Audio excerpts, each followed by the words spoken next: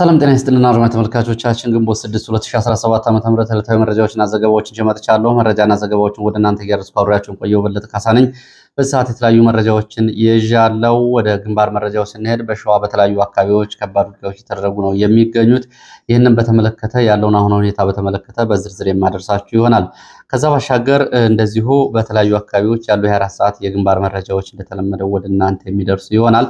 በአዲስ አበባ ከተማ እየተደረገ ያለውን የመምህራን ስብሰባ በተመለከተ ለመምህራን ስብሰባ ተዘጋጅቷል የተባለውን ሰነድ እንደዚሁ ደርሶኛል። ከዚህ ሰነድ ላይ ያሉ ዋና ዋና ነጥቦችን ወደ እናንተ አደርሳለሁ። የሐኪሞቹ ተቃውሞ ዛሬም ቀጥሏል። በእንግዲህ ድንገተኛ ክፍል ብቻ አገልግሎት ይሰጥበታል የተባለው ከፊል የስራ ማቆም አድማ በተመለከተ እንደዚሁ ዛሬ ያለበት ሁኔታ ምን ይመስላል? ዝርዝር መረጃዎችን ወደ እናንተ የማደርስ ይሆናል። በአዲስ አበባ ታክሲዎች እንደዚሁ ቅሬታ አቅርበዋል። ከዚህ ጋር በተያያዘም እንደዚሁ መረጃዎች አሉኝ። እነዚህን እየተከታተላችሁ አብራችሁ እንድትቆዩ በአክብሮት ጋብዛለሁ። እናንተም አብራችሁ ስትቆዩ ሀሳብ አስተያየት ሊኖራችሁ ጥቆማ ዜና ጂሜል ዶት ኮም እንዲሁም ደግሞ በማህበራዊ ሚዲያ መልእክት መላላኪያ መንገዶች ታደርሱ ትችላላችሁ። እያደረጋችሁ ስለሆነ በእጅጉ ነው የማመሰግነው። በርከት ያሉ አስተያየቶች ደርሰውኛል። እነሱን አስተያየቶች በሌላ ሰዓት የሚመለስባቸው ይሆናል። በዛሬው ዕለት ግን ወደ ያስኳቸው መረጃዎች ነው በቅድሚያ የሚሄደው። በዛሬው ዕለት ግንቦት 6 2017 ዓ.ም የኢትዮጵያ ኦርቶዶክስ ተዋሕዶ ቤተክርስቲያን የርክበ ካህናት ቅዱስ ሲኖዶስ ምልዓተ ጉባኤ እየተካሄደ ነው የሚገኘው። በዚህ ጉባኤ ላይ ብፁዕ አቡነ ማትያስ መልእክት አስተላልፈዋል። የዛሬው የመረጃ መግቢያ የማደርገው አባታችን ያስተላለፉትን መልእክት ነው። ብፁዕ አቡነ ማትያስ ሁሉንም የሚያግባባ ነገር ፈልጉና ችግሮችን በሰላማዊ ውይይት ፍቱ፣ በዚህ መፍትሄ እናት ሀገር እፎይታ እንድታገኝ አድርጉ ብለው መልእክት አስተላልፈዋል። እንግዲህ መፍትሄ ፈልጉ ላለው አጠቃላይ ቀውስ በሚል በዚህ ላይ እንግዲህ እግዚአብሔርን መታዘዝ አቅቶን ነው እንደዚህ የወደቅ ነው ሲሉም እንደዚሁ የእግዚአብሔርን ትእዛዛት አለመከበር አንስተዋል።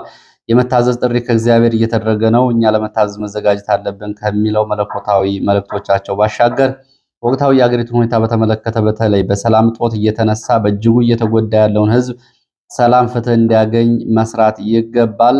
በብስለትና በንስሐ የተስተካከለ ነገር አሸናፊነት እንጂ ተሸናፊነትን አያሳይም ሲሉም ተናግረዋል። ብፁዕ አቡነ ማትያስ ኢትዮጵያ እናሻግራለን ብላችሁ እየደከማችሁ ያላችሁ ወገኖች ብለዋል። እየደከማችሁ ያላችሁ ወገኖች እባካችሁ መለስ ብላችሁ እናታችሁ ኢትዮጵያ እየተንገላታችበትን እዩ፣ ይበቃል በሉ፣ በቂ ነው ብላችሁ መፍትሄ አምጡ። ይህ ለውድ እናት የሚደረግ ካሳን አድርጋችሁ ውሰዱና የቤተ ክርስቲያን ወቅታዊ መልእክት መሆኑንም ተቀበሉ። ሁሉንም የሚያግባባ ነገር ፈልጉና ችግሮችን በሰላማዊ ውይይት ፍቱ። በዚህ መፍትሄ እናት ሀገር ኢትዮጵያ እፎይታ እንድታገኝ አድርጉ ሲል ኢትዮጵያን አሻግራለሁ ለሚሉ አካላት ጥሪዎችን አቅርበዋል። በአድራሻም እንግዲህ ባይገልጿቸውም ለእነ ጠቅላይ ሚኒስትር አብይ አህመድ የተላለፈ የብፁዕ አቡነ ማትያስ መልእክት ነው ተብሎ ሊወሰድ ይችላል። ዛሬ እንግዲህ በመግቢያው ላይ ባስተላለፉት የቤተክርስቲያን ወቅታዊ ጥሪ ይህንን ነው የሚመስለው። በኢትዮጵያ ውስጥ ላለው አጠቃላይ ችግር ኢትዮጵያ እናሻግራለን ያላችሁ አካላት መፍትሄ እንድትፈልጉና ቆም ብላችሁ እንድትመለከቱ ጠይቃለሁ ብለዋል ብፁዕ አቡነ ማትያስ። ወደ ሌሎች መረጃዎች ሄዳለሁ። ወደ ሌሎች መረጃዎች ሲሄድ በአዲስ አበባ በዛሬው ዕለት በተለያዩ የመንግስት ትምህርት ቤቶች ስብሰባ እየተደረገ ነው የሚገኘው። የመምህራን ርዕሰ መምህራንና የትምህርት ቤት ሌሎች ስታፎችን ያካትተው ስብሰባ በአዲስ አበባ በተለያዩ ቦታዎች እየተደረገ ነው የሚገኘው። እንግዲህ አስቸኳይ ስብሰባ ነው በተባለው ላይ ለመምህራን ውይይት ይቀርባል የተባለው ሰነድ ለኢትዮ ፎከስ ደርሶ ተመልክቻለሁ። እንግዲህ ሰነዱ ላይ 72 ገጽ የፓወርፖይንቶችን የያዘ ቢሆንም ግን ከመምህራን መሰረታዊ ጥቅሞችና መብቶች አንጻር እዚህ ግባ የሚባል ጉዳዮች አልተነሱበትም። በሰነዱ ላይ ያሉ ዋና ዋና ነጥቦች ግን ምን ይመስላሉ የሚለውን አጠቃላይ ፖለቲካዊ፣ ዲፕሎማሲያዊ መረጃዎች ሰነዱን ገጽታዎች በተመለከተ በክፍል አንድ ሀገራዊ ለውጡ የደረሰበትን ደረጃና አቅጣጫዎች በሚያስቀምጥበት ምዕራፉ ሰነዱ የፖለቲካ ስኬቶችና ተግዳሮቶችን በተናጠል አስቀምጧል። የፖለቲካ ስኬቶች ብለው የተቀመጡት ጉዳዮች አሁንም እንግዲህ ብዙዎቹ የማይስማሙባቸው ኢትዮጵያ ያለችበትን አሁናዊ ሁኔታ የማይገልጽ ብልጽግና በተደጋጋሚ በተለያዩ መድረኮች ሲያቀርባቸው የነበሩ የፖለቲካ ስኬቶች ተብለው እየቀረቡት። በዚህም እንግዲህ የፖለቲካ ምህዳር መስፋት በሚል እንደ ስኬት ቀርቧል። አሁን የኢትዮጵያ የፖለቲካ ምህዳር የሰፋ ነው ወይ የሚለው እንግዲህ መምህራንም ሊያነሱት የሚችሉት ጥያቄ ነው። መላው ኢትዮጵያውያንም እየኖሩበት ያለው ሁኔታ ነው። በኢትዮጵያ ውስጥ አሁን ሌሎችን የሚያስተናግድ ፖለቲካ አለ ወይ? የሰፋ የፖለቲካ ምህዳርስ አለ ወይ የሚለው ሌላው የፌዴራል መንግስቱ መጠናከር ነው የሚለው የፌዴራል መንግስቱ መጠናከር አሁን ይታያል ወይ የሚለው ጉዳይ አብሮ ሊነሳ የሚገባ ነው። አሁን በኢትዮጵያ ውስጥ ያለው የፌዴራል መንግስት መጠናከር ነው ወይ ወይስ ደግሞ የግለሰብ አምባገነናዊ ስልጣን ነው እየተጠናከረ ያለው የሚለው አብሮ በትይዩ ሊነሳ የሚገባ ጉዳይ ነው። ሌላው የዜጎች መብት መረጋገጥ የሚልም እንደዚሁ እንደ ፖለቲካ ስኬት ቀርቧል። በኢትዮጵያ ውስጥ የዜጎች መብት ተረጋግጧል በሚል ይህ ሰነድ የዜጎችን መብት መረጋገጥ አንስቷል። አሁን በኢትዮጵያ ውስጥ የዜጎች መብት ተረጋግጧል ወይ የሚለውን እያንዳንዱ ሰው ሊመልሰው የሚገባ ነው። የዜጎች መብት በታሪክ ታይቶ በማይታወቅ ሁኔታ እንደዚህ ዘመን የዜጎች መብት የተረገጠበት ጅምላ ግድያዎች፣ ጭፍጨፋዎች፣ ከቦታ ቦታ ተንቀሳቅሶ መስራት የመሳሰሉ መሰረታዊ ዕለታዊ መብቶች እንኳ የአደጋ ውስጥ የገቡበት ዘመን የለም። የትኛውም ኢትዮጵያዊ የመኖር ዋስትና የለውም። በተለያየ አካባቢ ጦርነት ነው ያለው፣ እንቅስቃሴ የለም። እገታ፣ ድብደባ፣ ግድያ፣ ጭፍጨፋ፣ ማፈናቀል የመሳሰሉ ጉዳዮች ባሉበት ሁኔታ ብልጽግና የፖለቲካ ስኬት ብሎ ይህን በሰነዱ ውስጥ አካቶታል።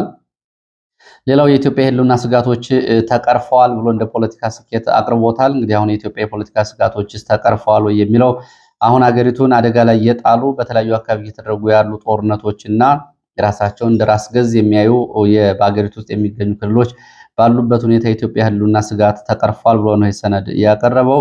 ሌላው እንደ ስኬት የቀረበው የህዝብን ጥያቄ አስተሳስሮ መመለስ መቻሉ ነው ተብሏል። እንግዲህ የተመለሰ የህዝብ ጥያቄ የቱ ነው የሚለውን ሁሉም የሚያየው ቢሆንም መሰረታዊ የሰራተኞችን ጥያቄ እንኳን መመለስ የማይችል ብልጽግና ግን የህዝብን ጥያቄ አስተሳስሮ በመመለስ ስኬታማ ፖለቲካ እያደረኩ ነው ብሎ በሰነዱ ውስጥ አካቷል። ሌላው የፖለቲካ አካታችነት መጠናከር ሲልም እንደዚሁ በዚህ ላይ አንስቷል።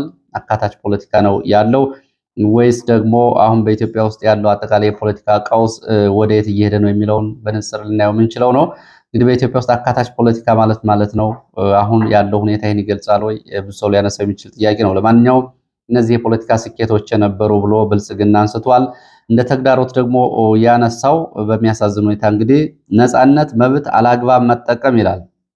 ዜጎች የነፃነት መብት እንደ ልብ ስላላቸው አላግባብ ነፃነት መብታቸውን መጠቀማቸው እንደ ፖለቲካ ተግዳሮት እንደሆነበት ነው ያነሳው። ጽንፈኝነት፣ ግጭት፣ የኃይል ፍላጎቶች ያለውን አጠቃላይ ሁኔታ በተመለከተ እንደ ተግዳሮት አንስቷል። እንግዲህ ጽንፈኝነት ሲባል ወደ ሌላ ጣት የሚቀሰር ነው ወይ? ከነ ሽመልስ አብዲሳ በላይስ በብልጽግና ውስጥ ጽንፈኛ ስርዓት መሪ አለ ወይ የሚለውን አብሮ ደጋግሞ ማንሳት ያስፈልጋል። ከነ አብይ አህመድ እነ ሽመልስ አብዲሳ እና አዳነች አቤቤ ምን እየሰሩ ነው የሚለው አብሮ የሚታይ ነው። ለማንኛውም የፖለቲካ ተግዳሮቶቹ የነፃነት መብት መብዛት ነው ብሏል። ስለዚህ ነፃነትን ለመገደብ ብልጽግና እቅድ እንዳለው ይሄ ሰነድ ያሳያል። ኢኮኖሚያዊ ተግዳሮቶችን በተመለከተና ኢኮኖሚያዊ አጠቃላይ እንቅስቃሴውን በተመለከተ ምርታማነትን፣ የቱሪስት መስህቦች ማደግ በሚል የኮሪደር ልማትና የፓርኮችን ግንባታ አንስቷል። እንግዲህ ያው ይሄም በጣም አስቂኙ ነው። አሁን ሐኪሞች በዚህ ሰዓት ስራ ማቆም አድማ አድርገው ባለበት ሰዓት ብልጽግና ግን የኮሪደር ልማትና የፓርኮችን ልማት እንደ ኢኮኖሚ እድገት አንስቷል። ባለፈው 9 ወራትም ከ3 ሚሊዮን በላይ ዜጎች የስራ ዕድል ተፈጥሮላቸዋል ብለዋል። ይሄ እንግዲህ ባለፈው ውሸት መሆኑን ጭምር በክህሎት እና ስራ ዕድል ፈጠራ ሚኒስቴር በኩል የቀረበ ሪፖርት ነው። ዲፕሎማሲያዊ ስኬቶች ብሎ የሰነድ ከያዛቸው መካከል ለጎረቤት ሀገራት ቅድሚያ የሚሰጥ ዲፕሎማሲ ሀገሪቱ እየተከተለች ነው ብሏል። ሚዛናዊና ገለልተኛ የውጭ ፖሊሲ እና በዓለም አቀፍ መድረክ ኢትዮጵያ ተሳትፏ መጨመሩና ተደማጭነቷ ማደጓ ብሏል። የውጭ ድጋፍና ትብብር እያደገ መጥቷል። የብሪክስ አባል መሆናችን የዲፕሎማሲ ስኬታችን ነው ብሏል። እንግዲህ ከዚህ ላይ በርካታ የብልጽግና የዲፕሎማሲ ውድቀቶች በቀጠናው የፈጠሩትን የፖለቲካ ቀውስ፣ የወታደራዊ ዲፕሎማሲያዊ የኃይል አሰላለፍ ግብጽ ወደ አስመራ፣ ግብጽ ወደ ጅቡቲ፣ ግብጽ ወደ ሞቃዲሾ፣ ግብጽ በቀጥታ የአባይን ፖለቲካ በኡጋዴን ቀጠና ይዛ እንድትመጣ ያደረጋት የብልጽግና የፖለቲካ ዲፕሎማሲያዊ ውድቀት እንዳለው ነው። ግን የውጭ ድጋፍና ትብብር ማደጉን እንደ ስኬት ተገልጿል። አሁን የውጭ ድጋፍና ትብብር ለኢትዮጵያ አድጓል የሚለውን አብረን ልናነሳ ነው የምንችለው። በዚህ ጉዳይ ላይ እንግዲህ ከ2 ቀናት በፊት ለገሰ ቱሉ ከአንድ አገር ውስጥ መቀመጫውን ካደረገ የግል ሚዲያ ጋር ባደረጉት ቃለ ምልልስ ከአፄ ኃይለሥላሴ በኋላ የተሳካ ዲፕሎማሲ ሰርተናል ነው የሚሉት።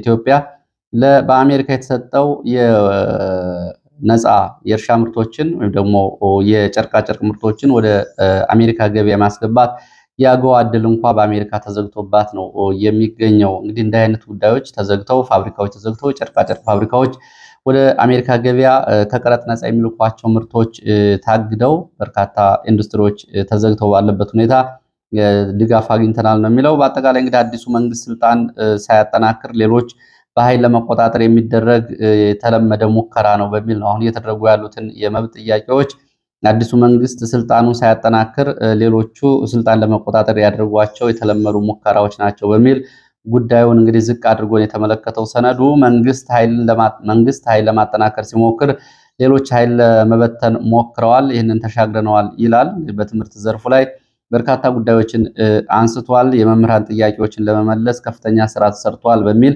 በሚያሳዝን ሁኔታ በሰነዱ ላይ የተነሳው ግን በአዲስ አበባ ለሚገኙ መምህራን የትራንስፖርት አገልግሎት በአንበሳ አውቶቡስ እየተሰጠ መሆኑና በአዲስ አበባ ለመምህራን ሕክምና የሚሆን ሆስፒታል ሊገነባ የመሬት ርክክብ ተደርጓል የሚለውን ጉዳይ ብቻ ነው የያዘው። ከዚህ ባሻገር ስለ መምህራን ጥቅሞችና መብቶች ያነሳው ጉዳይ የለም ሰነዱ። በሰነዱ ውስጥ ምንም አዲስ አመላካች ነገር የለም። የተለመደ የተማሪ ምገባ፣ የዩኒፎርም እደላ እና አዳነች አቤቤ በተለያዩ ትምህርት ቤቶች ተገኝተው ያደረጓቸው ንግግሮች ነው እንግዲህ በአብዛኛው ወደ ሰነድነት ይዞ የመጣውና በሌላ ጊዜ በትምህርት ሚኒስቴርና በአዲስ አበባ ትምህርት ቢሮ ቀርበው የነበሩ የትምህርት ሪፖርቶችን ነው ይሄ ሰነድ የያዘው። ስለ መምህራን ኑሮ መሻሻል፣ ስለ መምህራን ጥቅማጥቅምና ጥያቄዎች እና ስለመሰል መብቶቻቸው ግን በዚህ ሰነድ ውስጥ የተነሳ ጉዳይ የለም። ይህንን የምለው የዚህ ሰነድና የዚህ ስብሰባ ዋና ዓላማ ሰሞኑን በኢትዮጵያ ሐኪሞች የተጀመረውን እንቅስቃሴ ተከትሎ መምህራን የስራ ማቆም አድማና የመብት ጥያቄዎቻቸውን ተግባራዊ እንዳያደርጉ ቀድሞ በዚህ ስብሰባ አቋም እንዲይዙ ለማድረግ ዛቻና ማስፈራሪያዎችን ለማቅረብ ቢሆንም ግን ስለ ጥቅሞቻቸውና መብቶቻቸው የተነሳ ጉዳይ የለም። እንግዲህ ዛሬ በርካታ መምህራኖች የተለያዩ ጥያቄዎችን ያነሳሉ ተብሎ ይጠበቃል። ከዚህ ጋር የሚኖሩ መረጃዎችን በሌላ የመረጃ ጊዜ የመለስባቸው ይሆናል። ወደ ሌሎች መረጃዎች እቀጥላለሁ። የኢትዮጵያ ሐኪሞች ሁለተኛ ቀን የከፊል የስራ ማቆም አድማ በተለያዩ አካባቢዎች ቀጥሏል ተብሏል። ሁለተኛ ቀን አድማው በትክክል እየተተገበረ እንደሆነ የሐኪሞችን የጥቅማጥቅም የደሞዝና ሌሎች ጥያቄዎችን የሚያስተባብሩ የሐኪሞች ተወካዮች እየገለጹ ነው የሚገኙት። ዛሬ በሁለተኛው ቀን ግንቦት 6 በትክክል በተለያዩ ሆስፒታሎች ተፈጽሟል ነው የሚሉት። በዚህ መሰረት በአዲስ አበባ አለርት ሆስፒታል፣ የካቲት ሆስፒታል፣ የካቲት 12 ሆስፒታል፣ ቅዱስ ጳውሎስ ሆስፒታል እንዲሁም ደግሞ በቅዱስ ጳውሎስ ሆስፒታል፣ በጥቁር አንበሳ ሆስፒታል በአዲስ አበባ ሙሉ በሙሉና በከፊል የጥሪው ተግባራዊ ሆኗል።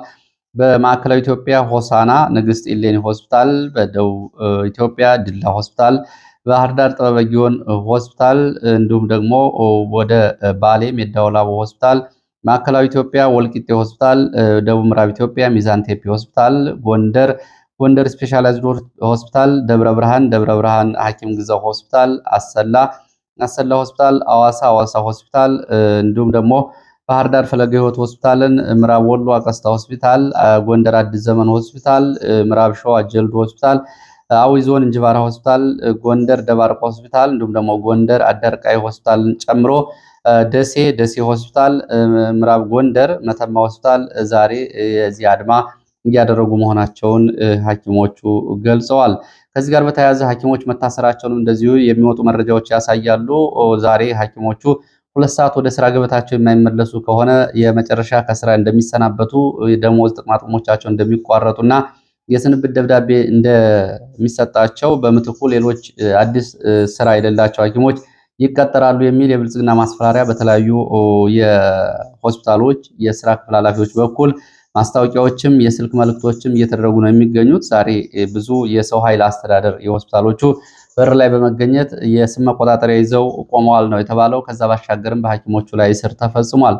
በአዲስ አበባ አዲሱ ገበያ አካባቢ ትላንትና ከጤና ጣቢያ ከሻይ ረፍት ሲመለሱ የነበሩ 4 ሐኪሞች ተይዘው ታስረዋል። ወደየት እንደተወሰዱ አልታወቀም ነው የተባለው።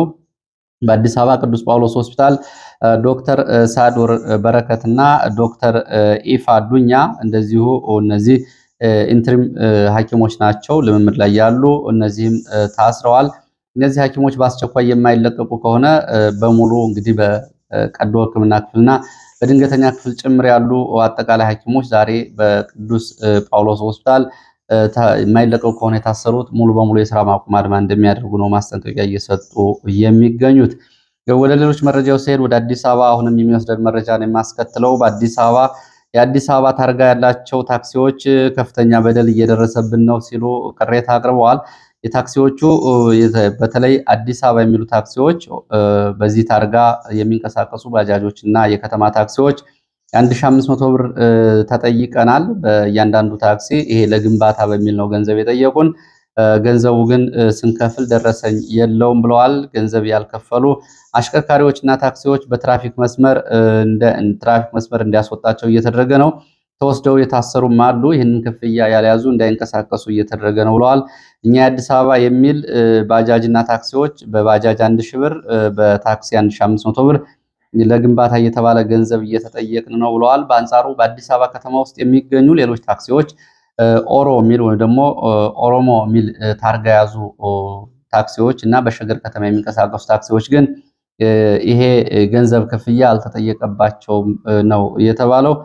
ይህንን የነዳጅ ዋጋ ከ3 ቀናት በፊት መጨመሩን ተከትሎ ባለው የነዳጅ ዋጋ እየሰጠን ያለነው የትራንስፖርት ዋጋ አያዋጣንም ብለን ብንጠይቅም የሚሰማን የለም፣ ምን ማድረግ እንዳለብን አናውቅም ሲሉ እንደዚሁ ቅሬታዎቻቸውን አቅርበዋል። ባለታክሲዎቹ ማለት ነው። ወደ ሌሎች መረጃዎች ሲሄድ ወደ ማዕከላዊ ጎንደር የሚወስድን መረጃ ነው የማስከትለው። በማዕከላዊ ጎንደር ከደንገልበር እስከ ሻውራ ድረስ ባሉት አካባቢዎች ትናንትና ከባድ ውጊያ ሲደረግ ነበር ተብሏል። እንግዲህ በዚሁ ወደ ግንባር መረጃዎች እየሄድኩ ነው።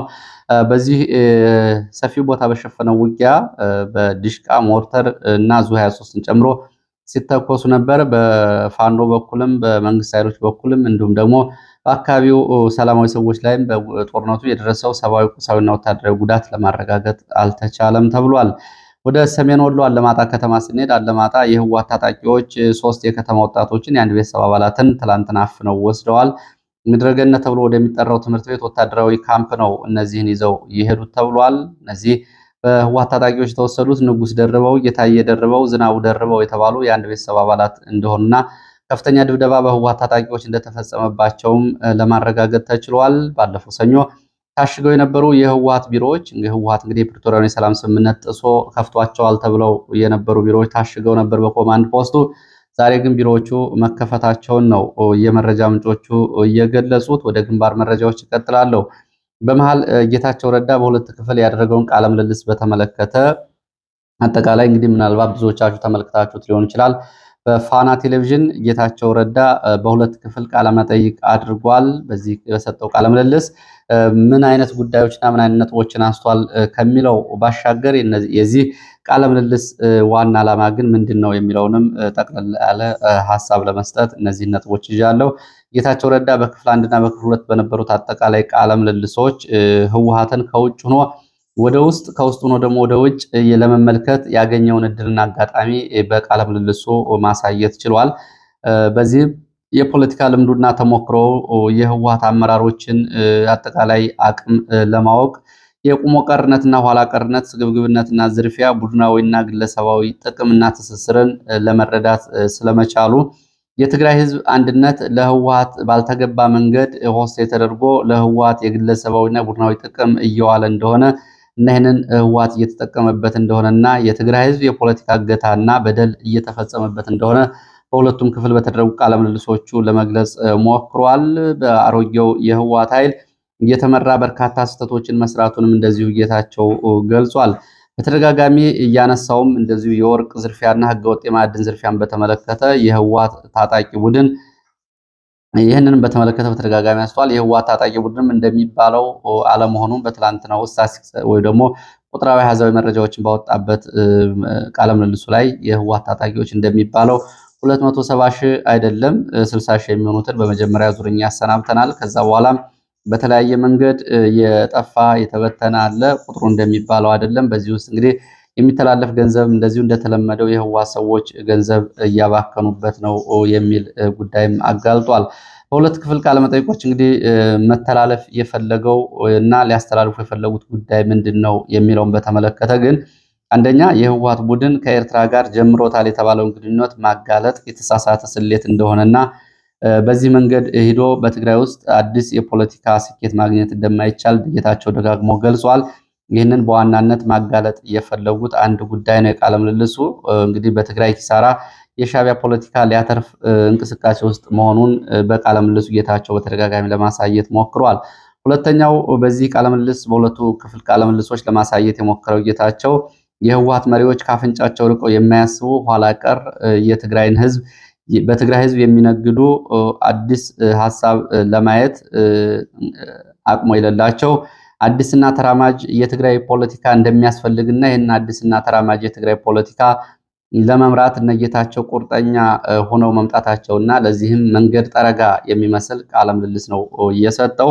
ሶስተኛው የትግራይ ፖለቲካ ውስጥ ለተፈጠረው ቀውስ ዕዳውን የሚወስደው ህወሓት እንጂ ሌላ አካል የለም የሚል ይህንን ለማረጋገጥም በተደጋጋሚ በቃለ ምልልሶቹ ውስጥ የሚታየው ዋና ነጥብ ነው። በዚህም እንግዲህ አብይን ጨምሮ ህወሓቶች በተደጋጋሚ ጣታቸውን የሚቀስሩባቸው የውጭ ሌሎች አካላት ለትግራይ ህዝብ እና ለደረሰው ቀውስ አጠቃላይ ተጠያቂ ደረጃቸው ከህወሓት አንጻር ሲታይ ህወሓት በዚህ በኩል ዋናውን ድርሻ ይወስዳል የሚልና እና አብይንም በአዎንታዊ ሚና ለትግራይ ህዝብ በተለይ ከፕሪቶሪያ የሰላም ስምምነት በኋላ ለትግራይ ህዝብ የተወጡትን ሚና በአዎንታዊነት ለማሳየት የታሰበ ቃለ ምልልስ ይመስላል። ሌላው ጌታቸው በግሉ የፖለቲካ ንስሐ ገብቶ ሁሉን አቀፍ ተቀባይነትን ለመመለስ ሚዛናዊ ሆኖ የታየበት ቃለ ምልልስ ነው። በሁለቱም ቃለ ምልልሶች እንግዲህ ጠቅለል ተብሎ ሲታይ እነዚህን አንስቷል።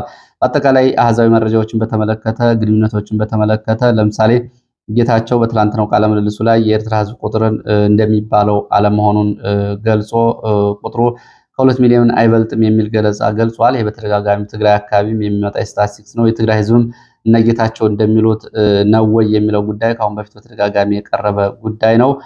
ስለዚህ ትግራይ ውስጥ ከፍተኛ የታጣቂና የኃይል ብዛት ስላለ ይህንን ኃይልና ታጣቂ ኢሳያስ ለመጠቀም እንቅስቃሴ እያደረገ ነው የሚለው ላይ አብሮ የተነሳ ጉዳይ ነው። በትግራይ ውስጥ የተፈጸመ አስገድዶ መድፈርን በተመለከተም እንደዚሁ አስገድዶ መድፈርን በተመለከተ ከመቀሌ ዩኒቨርሲቲ ጋር በተደረገ ጥናት 76% የሚደርሰው አስገድዶ መድፈር በኤርትራ ወታደሮች እንደተፈጸመ ይህንንም ሪፖርት ትናንትና ጌታቸው አጋልጧል። በአጠቃላይ ጌታቸው ከፋኖ ጋር የሚሰሩ የህወሓት ሰዎችንም በተመለከተ እንደዚሁ በዚሁ ቃለ ምልልሱ አንስቷል። ይህንን ጉዳይ የመረጃና ደህንነት ሰዎች አቅርበውልኝ ነበረ በሚል እንዳውም የራያ አለማጣን የአማራ ነው የሚሉና ራያ አለማጣን እኔ ትግራይ ነው የምል ሰው በምን መንገድ አብረን ልንሰራ እንችላለን የሚል ምላሽና ሀሳብ ስለመስጠቱም እንደዚሁ አብሮ አንስቷል። በአጠቃላይ እንግዲህ ጌታቸው አሁን የጠቅላይ ሚኒስትሩ የምስራቅ አፍሪካ ጉዳዮች አማካሪ ሆኖ ከተመደበ በኋላ እንግዲህ ለመጀመሪያ ጊዜ የሰጠው ቃለ ምልልስ በዚህ ስፋት ልክ ነው የቀረበው። ጌታቸው እንግዲህ አዲስ ፓርቲ ይዞ እየመጣ እንደሆነም በትላንትናው መግለጫው አብራርቷል። ወደ ሌሎች መረጃዎች ይሄዳለሁ። ወደ ምስራቅ ጎጃም እነማይ ወረዳ የሚወስደን መረጃ ነው የሚያስከትለው። እነማይ ወይራ ጉሬዛም ቀበሌ በሚሊሻ አባላት ላይ በተፈጸመ ድንገተኛ ጥቃት የሚሊሻ አባላት ላይ ሙትና ቁስለኛ ሆነዋል ተብሏል። የተፈጸመው ጥቃት የቦምብ ጥቃት እንደሆነ ነው የመረጃ ምንጮቹ የገለጹት። በዚህም እንግዲህ ከባድ ቁስለኛ የሆኑ የሚሊሻ አባላት ወደ ሆስፒታል ገብተዋል፣ ህይወታቸውም ያለፋሉ ነው የተባለው። የስምንተኛ ክፍለ ጦር የፋኖ ኃይል በአካባቢው በመንግስት ኃይሎች ላይ ኢላማ ያደረጉ ተከታታይ የቦምብ ፍንዳታዎች እንደሚቀጥሉም እንደዚሁ አሳውቋል። በነገራችን ላይ ይሄ የተገለጸው ቦታ እነማይ ወይራ ጉሬዛም ተብሎ የሚጠራው ቦታ ምናልባት ይህንን ቦታ የምታስታውሱ ካላችሁ ጉሬዛም የሚለው ታዋቂው ኤምሬትስ ፕሮፌሰር ሽብሩ ተድላ ከጉሬዛ ማርያም እስከ አዲስ አበባ የሚል አንድ በስነ ጽሁፉም በታሪክ አስተዳደሩም እንዲሁም ደግሞ በአጓጊነቱና በርካታ ጉዳዮችን የአርበኝነት ዘመን ጨምሮ የያዘባቸውን ታሪኮች ያካተተ መጽሐፍ መነሻ ቦታ ነው። ፕሮፌሰሩ በአዲስ አበባ ዩኒቨርሲቲ የስነ ህይወት ትምህርት ክፍል እንግዲህ በከፍተኛ ኤሜሬትስ ደረጃ የደረሱ ናቸው። የእሳቸው ህይወት ታሪክ የተጻፈበት ቦታ ነው ጉሬዛ ማርያም። ወይራም ቀበሌ እንደዚሁ የምክትል ጠቅላይ ሚኒስትሩ ትውልድ ቦታና ያረጋ ከበደ አካባቢዎች መሆናቸው ነው። የጉሬዛ ማርያምን ትዝ ስላለኝ ነው ይሄን ያልኳችሁ። ያላነበባችሁ ካላችሁ ታነቡት፣ ብዙ ታተርፉበታላችሁ። ወደ ሌሎች መረጃዎች ሲሄድ ወደ ምዕራብ ወሎ የሚወስድን መረጃ ነው የማስከትለው። ምዕራብ ወሎ ከለላ ወረዳ በ025 ተብሎ የሚጠራው ቀበሌ ለረጅም ሰዓታት የዘለቀ ውጊያ በትላንትናው ዕለት ተደርጓል። የዚህ ውጊያ ቅጽበታዊ መነሻ የመንግስት ኃይሎች ከግንቦት 4 ጀምረው እና ግንቦት 5 በሌሊት ወደ አካባቢው በመንቀሳቀስ የፋኖ ይዞታዎችን ለመክበብ ያደረጉትን ጥረት ተከትሎ ፋኖ በሰጠው አጸፋ ምላሽ ነው በአካባቢው ውጊያ ተቀስቅሶ የነበረው። በዚህ ውጊያ በአካባቢው ላይ ለሰዓታት የዘለቀ ውጊያ ተደርጓል በአካባቢው። በዚህም ከ40 በላይ የመንግስት የሚሊሻ የመከላከያና የአድማ ብተና አባላት ሙትና ቁስለኛ ሆነዋል። ከዚህ ዘመቻ እንግዲህ ፋኖ ከበባውን ሰብሮ መውጣት ስለመቻሉ ነው የመረጃ ምንጮች እየገለጹት። በዚህ እንግዲህ ቁስለኞቹ አብዛኞቹ ወደ አቀስታና የተለያዩ የሕክምና ጣቢያዎች ተወስደዋል ነው እየተባለው።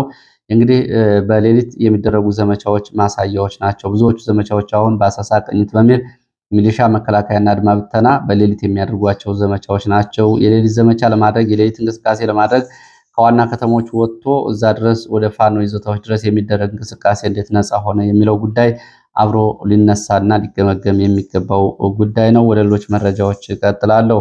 ወደ ሌሎች መረጃዎች ሲሄድ ወደ ሸዋ የሚወስደን መረጃ ነው የማስከትለው። በሸዋ በተለያዩ አካባቢዎች አፍላ ውጊያዎች እየተደረጉ መሆናቸውን የሚገልጽ መረጃ ነው ያለው። በተለያዩ ቦታዎች በሸዋ በላይኛው በመንዝና በታችኛው በመራቤቴ አካባቢዎች ነው ውጊያዎች እየተደረጉ ያሉት። በመንዝ በኩል ከመንዝ የተነሳ የመንግስት ኃይል በዘመሩ በኩል ወደ ዘረት መንቀሳቀሱ ተከትሎ ዘረት ተብሎ የሚጠራው አካባቢ አሁን በዚህ ሰዓት ከባድ ውጊያ እየተደረገ እንደሆነ የመረጃ ምንጮቹ ገልጸዋል። በሌላው ከመራቤቴ አለም ከተማ ላይ ቤት ተብሎ ወደሚጠራው አቅጣጫ በሶስት አቅጣጫዎች ማለትም በዋረኝ በማጋስ እና በታሞ በር በኩል የመንግስት ኃይሎች መንቀሳቀሳቸውን ተከትሎ በአካባቢው ውጊያ እየተደረገ ነው የሚገኘው። ወደዚህ አካባቢ ሲንቀሳቀስ በነበረ የመንግስት ኃይል ላይ ችጉር ተብሎ በሚጠራው ቦታ እንደዚሁ ድንገተኛ የደፈጣ ጥቃት ተፈጽሟል። በተፈጸመው ድንገተኛ የደፈጣ ጥቃት እንደዚሁ የደረሰው ጉዳት በዝርዝር አልታወቀም ተብሏል። ውጊያው አሁንም በአካባቢው ቀጥሏል። መዳረሻውን ኮላሽ ተብሎ የሚጠራውን አካባቢ አድርጎ የተንቀሳቀሰው የመንግስት ኃይል ነው በሶስት አቅጣጫዎች ውጊያ የከፈተው።